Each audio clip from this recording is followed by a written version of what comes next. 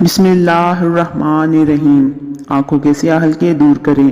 खीरे के मोटे मोटे कतले काट कर आधे घंटे के लिए फ्रिज में रख दें और 10 मिनट तक आंखों पर रखें। आप चाहें ये अमल रोजाना दोहराएं। गर्म पानी में 2 टी बैग्स चंद मिनटों के लिए भिगोएं और फिर ठंडा होने के लिए फ्रिज में रख दें।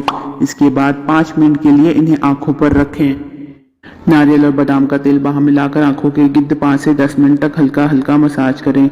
एक ठंडे दूध में रुई भिगोकर आंखों पर इस तरह रखें कि मुतासरा हिस्सा अच्छी तरह कवर हो जाए। 15 मिनट बाद आंखें सादा पानी से धो लें।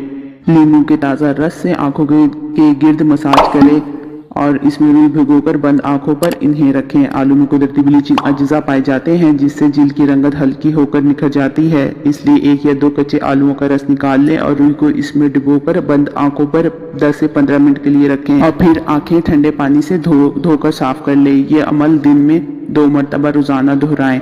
दही और बेसन को एक साथ ग्राइंड करके मास्क बना ले और आंखों के नीचे मुतासरा हिस्सों पर ये मास्क 10 मिनट तक खुश्क होने दें, फिर ठंडे पानी से धोकर साफ कर लें। मजीद इस तरह की इंफॉर्मेटिव वीडियो के लिए मेरे चैनल को लाइक करें, कमेंट करें और सब्सक्राइब करें। मिलते हैं नेक्स्ट वीडियो में। अल्लाह हाफिज।